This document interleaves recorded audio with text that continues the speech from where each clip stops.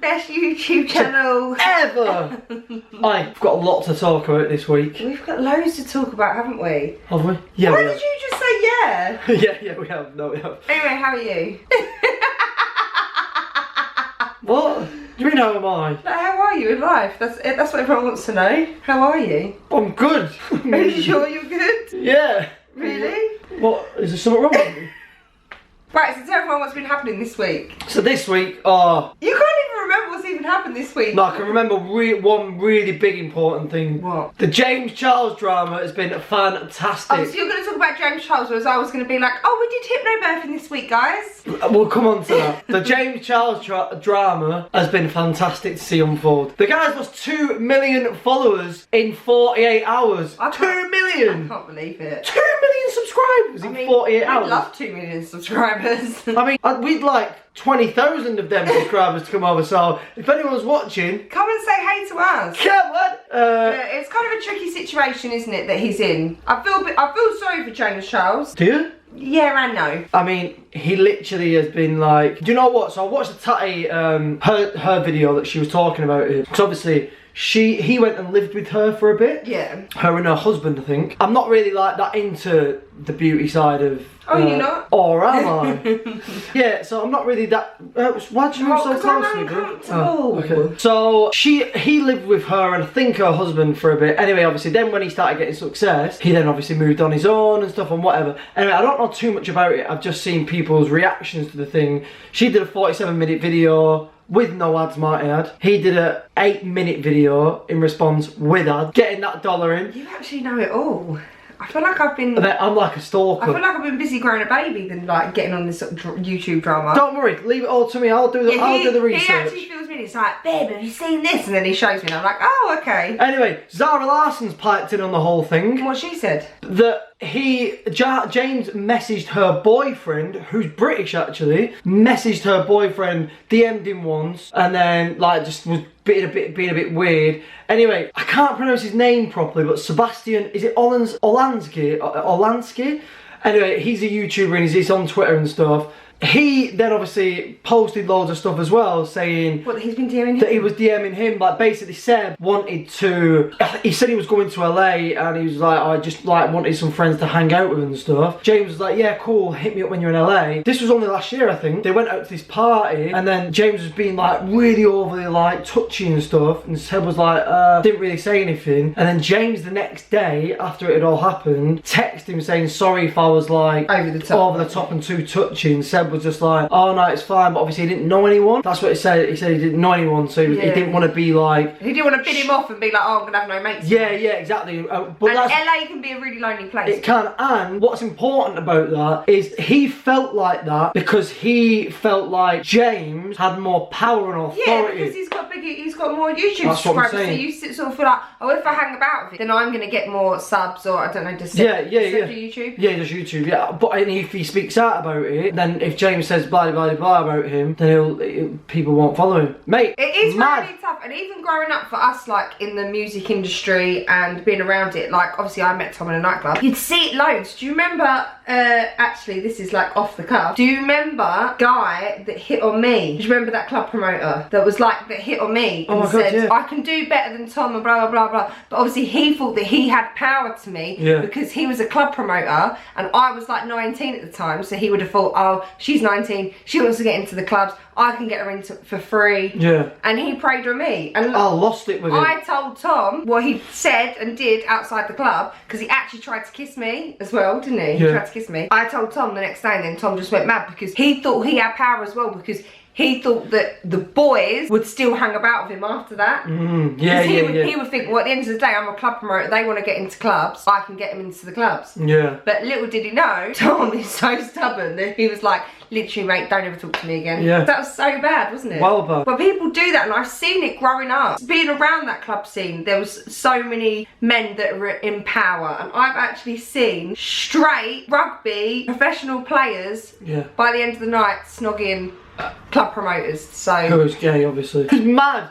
When we used to watch it, we were like, what's happening? Is that person actually snogging? Yeah, that's definitely happening. Isn't he got a girlfriend? friend. Yeah. But it's so tough because I can completely see why people get sucked into it, because it's the power. Yeah. It's the power of people being like, ooh. The drama's unfolded. It's mad. It's crazy, and people in the power position should never use the power. You know what it is? You have to put a good team around you. Like, you need a good team around you, because it's so, if you have people around you blow you up and blow your head up and blow everything up around you, like, I don't blame people for being like that, because I genuinely do believe that it's the people around you that create that monster. Yeah. Like, but when we were in the band, we had good people around us, like, and you have to kind of sift the bad ones out. Yeah. And you realise, don't you? I mean, you definitely could have had a few bad people around you. I mean, we did for a while. Yeah. You have to just learn to go. Not being me, guys, I was one of the good ones that actually stood up to Tom, and if I hadn't have stood up to him, he would have been a dick. Yeah. You would have, though. No, I would have. Because you'd have just thought, oh, I can treat her like shit. Yeah. Because he was the famous one. It's bad, really, yeah. It is so bad, but it's so hard, because it's sort of like the way of life as well. It's like going back to kings and queens and stuff like that. Like,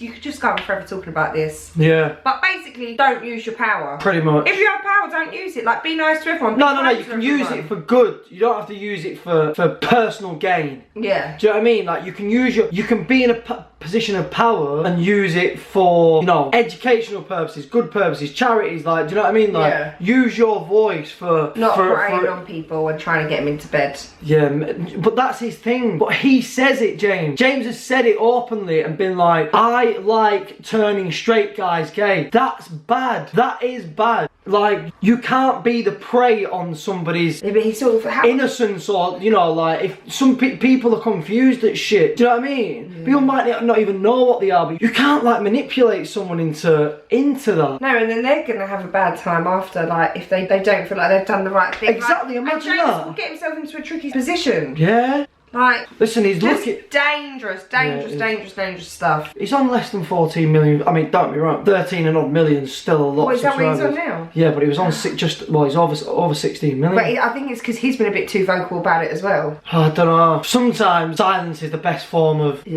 just don't say anything, because his response video wasn't good. And also, if you're not going to be genuine in your response video, that's what I'm saying. Like, it was bad. It was like one of my, like, with my K2K kids that actually, like, try and squeeze some tears out because they need Velcro tap shoes, not lace-ups. They can't do lace-up tap shoes. I mean, this is what I'm dealing with. Bro, I've seen more tears watching One Born Every Minute than he could do in that video. No joke. Right, anyway, that's enough James talk right now. So, what else has been happening this week apart from that? We did hypnobirthing this week. We started hypnobirthing, which I really loved, and I think it's going to be brilliant for us. Literally, Danny, who I've known for years, who's doing the hypnobirthing, thinks Tom is the funniest person ever. Because we were talking about someone being in labour for 4 hours, and Tom's like... No, 4 hours, 4 days. 4 days, 4 days. 4 hours. And then Tom went, 4 days? You mean Cubs is not going to sleep for 4 days? It's like, no, she will sleep, Tom. No, but you go into, like, this little weird, like, state of, like, consciousness. You know, like, you're even at a higher or a lower state of consciousness. Apparently you do that. I thought I was just giving birth to a baby. A baby, see? That's why she thinks he's absolutely brilliant. And, yeah, Tom's got to learn his key things to know why he's important in birth, because you sort of, before you did the hypnobirthing, you thought you were going to be a bit useless, but now you know that you're going to have the keys too. Well, I'm hoping I'm not going to have to use any keys, to be honest. Yeah, but you still are, because you're going to have to help me breathe and stuff like that, Tom. You're going to have to help me breathe, mate. I'm going to be the one on gas and air. Gives that gas and air, babe. God, that was bad. Have you given birth yet? No, I'll give you some more. So hypnobirthing, we've still got three more sessions. Yeah. So, and it was sort of like marriage counselling as well. I loved it. I thought it was brilliant. Not that we need marriage counselling, but it was so funny. No, she basically said that she was scared of me panicking in there. Yeah, she said, what's your fears? And I was like, my fear is for Tom to panic, because then that's going to make me panic, because he's then going to be panicking, which he does love to panic. No.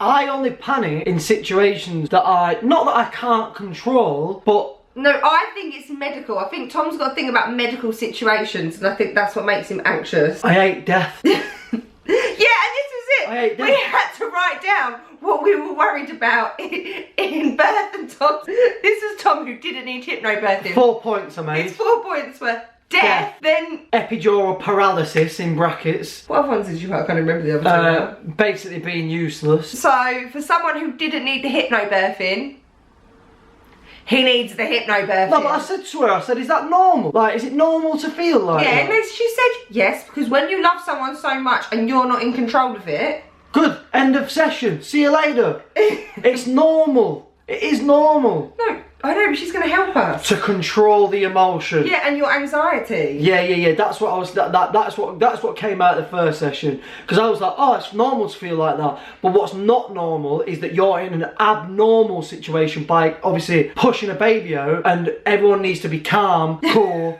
collected. And when our dog was on the deathbed the other day, mate, I was on the phone to the vet. I was like, my dog's dying. Really crying. The dog wasn't dying. He couldn't get his words out. It's like, just give me a minute. I'm just going to speak to my wife. I had to put her on mute, and then I was like, what are you doing, babe? She's dying. I'll call you back. So anyway, he had a bruised back. After all that, he had a miracle injection. Yeah, miracle injection. So yeah, we've done hypnobirthing this week. What else have we done this week? I've got my dad's 60th coming up. Yeah, God, you'd love that. 50th. Yeah, chopped in 10 years off. Yeah, I've got my dad's 60th coming up, which is good because all the family are going to Wales, Monmouth. Yeah, and we're doing a murder mystery. I'm dressing as a farmer. What are you dressing as? Mystic Meg. Oh yeah, I need to get tarot cards. Oh yeah. That's what I need. I don't know. I reckon you can order some from Amazon. Amazon. Yeah. And I want like a glass ball, like a crystal ball. Amazon. So yeah, that's what's happened next week. But what else have we done this week? I feel like loads has happened. Why can't you remember? Anyway, I know what else we've got coming up as well. What? We're doing a maternity photo shoot tomorrow, and Tom's not prepared for what I want him to do. She went, oh, you're going to be like semi-naked. I was like, no, I want him to be like in his boxers. He's worked out at the gym. We've all seen in recent. Do you want to see progress? So I just thought, Come on. I want to be naked, and then I want to be standing in front of Tom there, and then there's like my naked breast, and I want him to hold like across there. Then my arm goes down like that, and like I'm like looking down like. And I'm just going to be like, you look down. I'm going to be like, Bitty. No, not bitty. No, not bitty. And can you not rub them like that? And everyone's been messaging me this week about you bloody wanting me to get my boobs out on YouTube. Everyone wants to see them. They're massive. They're getting massive. bigger. Honestly, she came up in a bra that she was going to wear for that shoot tomorrow. I was like, what's happening? Right, so anyway. Oh yeah, and last night we watched a Last night we watched a Louis Theroux programme. It was amazing. It was so good. Just give that man a knighthood. Oh, you give him a should. I knighthood. do just love Louis. It was about after pregnancy and women's mental health. And it was just so eye-opening. But it was sad, man. Oh God, it was. It was really sad. Like a woman, literally, a mum tried committing suicide. It was like in the UK as well. But I honestly, like, I feel like the mental health service, you know, part of the NHS needs more funding now. It actually does. Like, I think it's like, cause I think for like people that don't like suffer day to day with things, like, you know, people suffer with anxiety and like depression and stuff. Like my dad's had depression. Like it was horrible to watch. Yeah. Like literally horrible. But if you've never been around it, like you've never really been around it, have you? No. When you see it, it's tough. Really tough to watch someone like suffer like that. I just don't need. I feel like we're getting better at it in this country, but I don't feel like we're there yet. Like if you break an arm, you'd go and get it treated. Yeah. Like if you've got a problem in your brain because you can't see it. But it's so hard with mental health because like them ladies that were on it yesterday, you just can't switch off from it. Like their feelings that they were having even towards their children, you're like, that they don't feel like they're good mums. They don't feel like they can cope. But do you know what's funny? It was really interesting to watch because one of the girls was like, I just don't feel the love towards the baby. But then when you dig a little deeper, she lost a baby like a year before. She had a stillbirth, stillborn, and she loved that baby even though it wasn't like alive. It's such a mind like boggle, isn't it? Because obviously she put a mental block on that next baby because she didn't want to feel that love and connection. Because if anything happened to the baby, she would feel the same way she did in the first one. But I think that's really interesting. Do you know? I think like the way your brain works is really interesting. But I do feel like we're getting better at it, yeah. Oh God, that was a bit like of a downer to finish on. Yeah, but it's good though. Yeah, it's good to get it out there. It's good to talk about things, and that's what I always say to Tom, that it's good to talk about. And guess what day it is today? Start of Mental Health Awareness Week. There we go. Come on! So if you've got any problems, stick it in the comments below, and I'll help where I can. Where he can. And if not, go to a doctor. I'll help! not. I hope not. Go to a doctor. Get go to the doctor. Anyway, great to talk. Lovely to talk to you all. And Hit us up, make sure you tell your friends to subscribe to our channel. And if you've got new James Charles subscribers, welcome. Hello and welcome. And we'll see you for another one next week. Bye.